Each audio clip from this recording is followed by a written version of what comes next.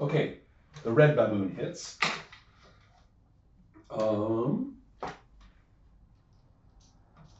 They get several attacks.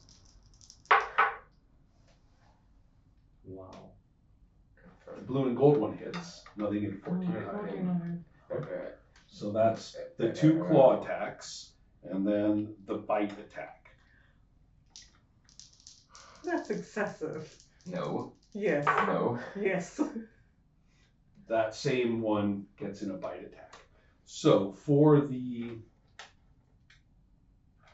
claw attacks, there it is. Oh my god, 8 points of damage. And the bite attack, 1 point of damage. Neither hit with both claw attacks, so they do not get to use their special rending power. Which the carnivorous ape really tried to give you and never quite managed before it got eliminated. Okay, so you are fighting away in the midst of these baboons. And although magically protected, they are a dangerous bunch. I think I'll do a tactical retreat. Okay, but into the building or away from the whole area? No. No, I'm gonna get the Hork to come with. Or Okay, you know Hork is way over there at the center, right?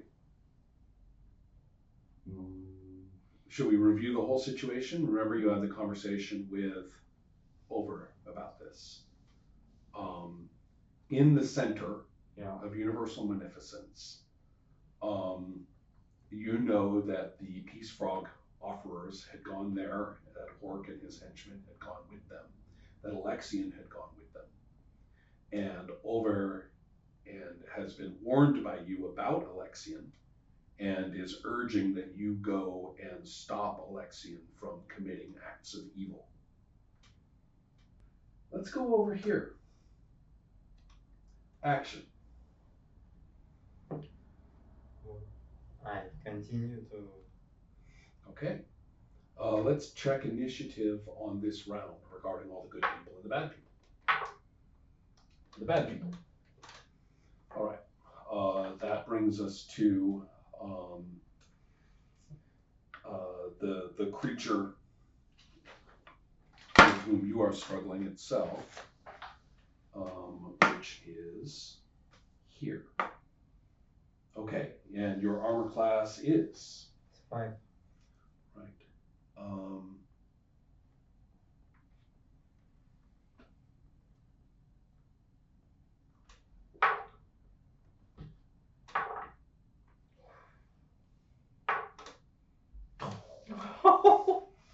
Okay, so these are 1, 2, 3.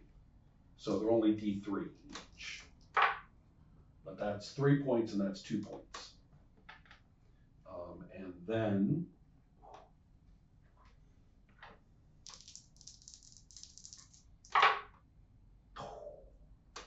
are you down to 0 yet? 15 more points? 15 more? Mm-hmm. On top of 5? Yeah. I have 5. Oh, goodness. Okay. Why don't you go ahead and strike back at this thing, which is actually, given its coils and everything, although I need to check its water fire ability, given its coils and everything, has actually, should give you a considerable bonus. Go ahead and roll. No problem. You have hit it with an 18. And I want you to do Morningstar damage to it +1 for your strength. D6? Yeah, +2, because it's a D6 +1, and then your strength makes it +2. 7. Okay.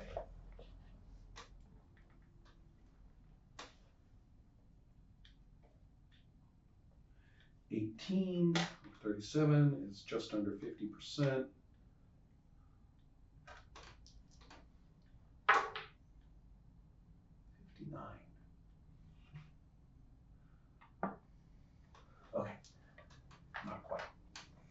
Now,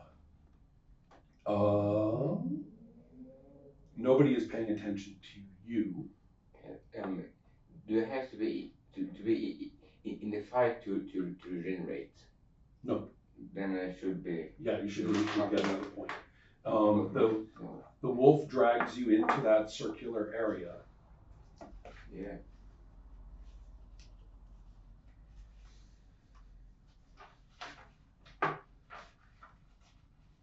That was bad luck on that last roll for Hulk, I'm afraid. Not quite sure where that's going to go in the whole picture, but you've been dragged into this area where you wanted to go. And in this area, you will see that there are 6 wasps, and they are stuck to the walls, more or less fixed to the walls with a lot of gunk, with bulging, pupating wasp. I can't move, so. Right, but they are stuck to the walls, and they buzz with alarm as you come in, but they have not unstuck themselves. I will not provoke them. And then there is this area here.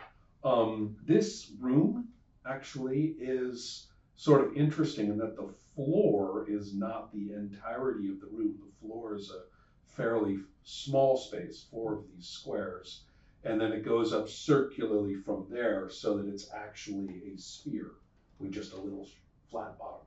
Okay. There. And so the most of them are stuck around these here. The Quasit is not pausing and is pulling you further into here. Okay. So that is your situation. Now, as far as this is concerned, okay, Tanos is going to realize that you've been taking a horrible beating as this dragon is basically clawing and biting at you as you're attempting to reason with it. So therefore, he is going to turn and make a heroic effort. With a 17, succeeding. Of jumping at the dragon and helping you. What are henchmen for? Dying. Okay, so that's 2 more points. 20. Let's do a quick calculation here and see what percent that is.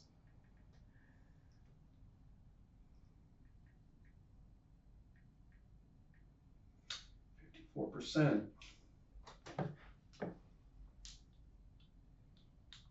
Oh.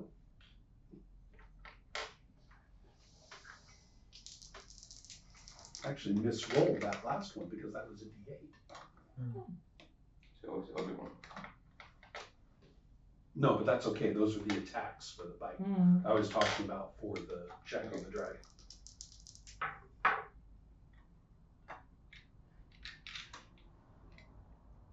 Dragon sees reason. Good is good. Good is purpose. Good provides something that you could actually. Isn't it with percentile dice? What was that? Isn't it with percentile dice?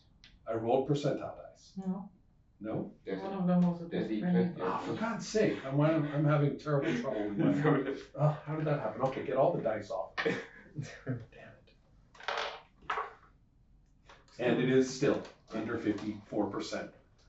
So it has taken enough subdual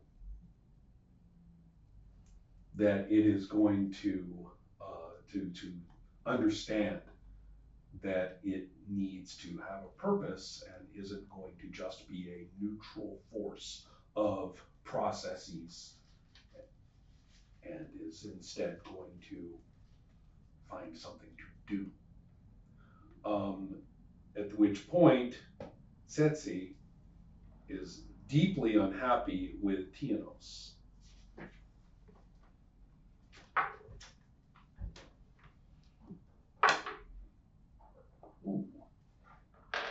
actually, there we go. HD6, yeah, that would hit, sadly. It's with one of the tentacles. Tienos does not have a whole lot of hit points. Only takes one, and this henchman of yours is still freaking alive. Unbelievably. Because that would be that priest's target. But hit with one of the tentacular strikes, but only did 1 point of damage. And the dragon asks you, so what is the good thing to do now? We must protect all innocents. Ah, okay.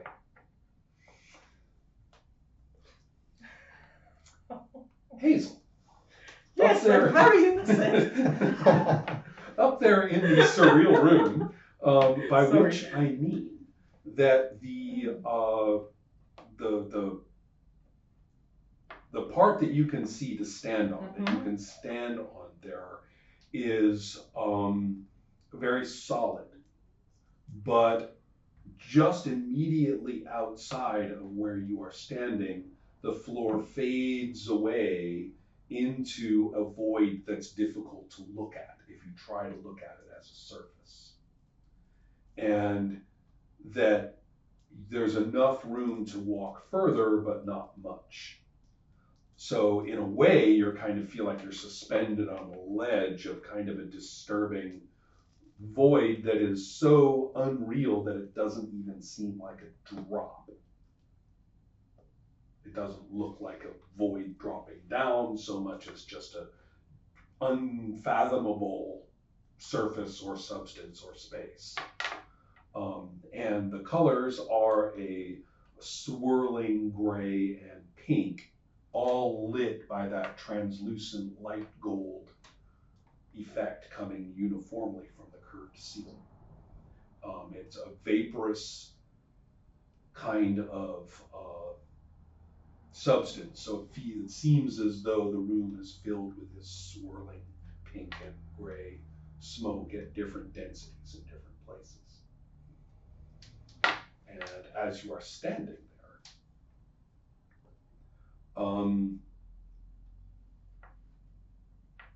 well,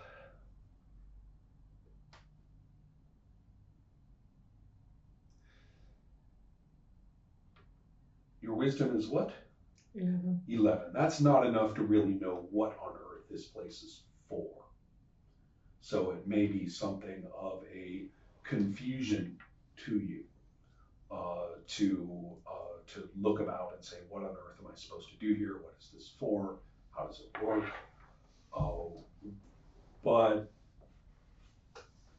there is no saving throw or anything like that. There is merely the question. That you know, do you, the question that sort of imbues your mind as you start to hallucinate slightly from all of these effects is, are you not the center of all? Is not your every action natural? Are you not just and entire, you're not even responsible. You can just be whoever you are and do whatever it is and take whatever you take. And it's specifically a rejection of law and a rejection of chaos. It's just being,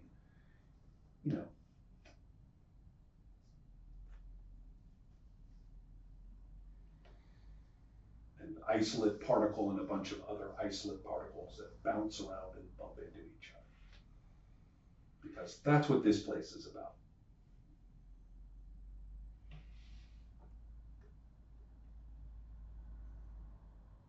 So basically, it's asking you whether you are ready to change alignment from chaotic neutral to neutral.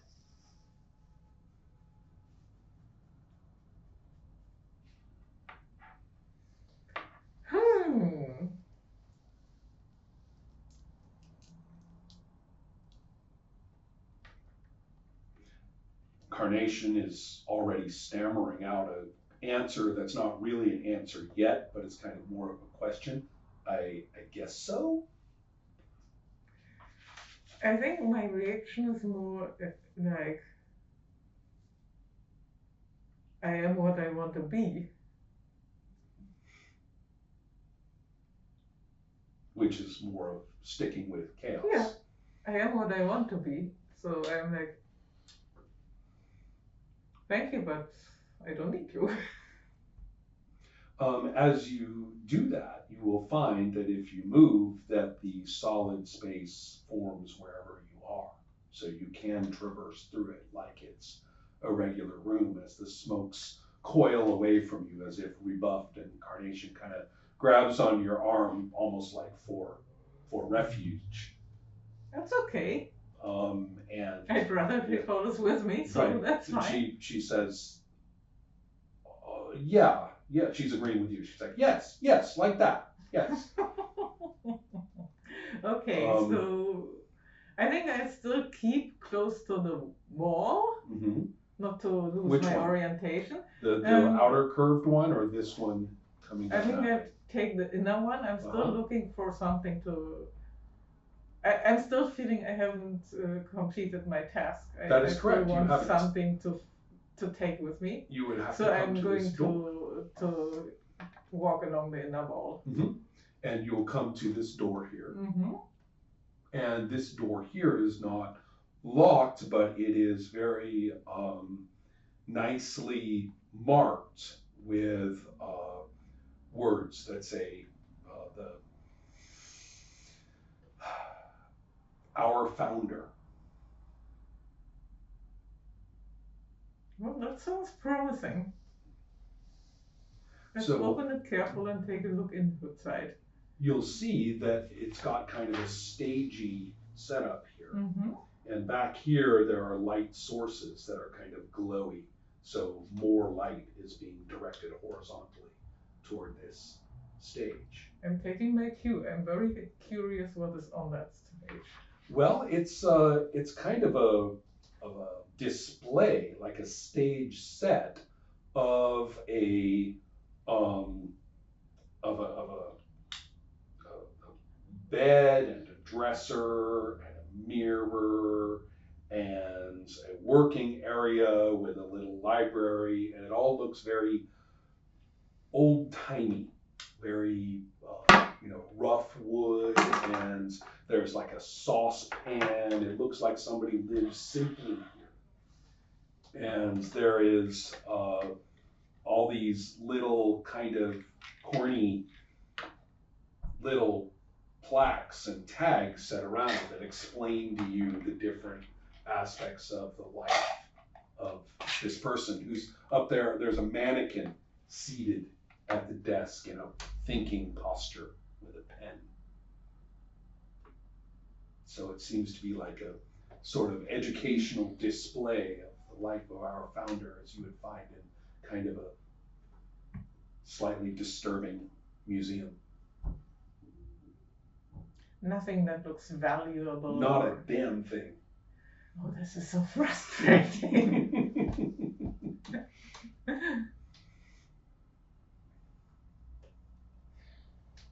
So the two of you are staring in some sort of shock at this kind of What? crap, right?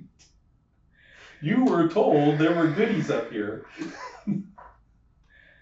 Okay. and there is a similar door Doors? going out. Well,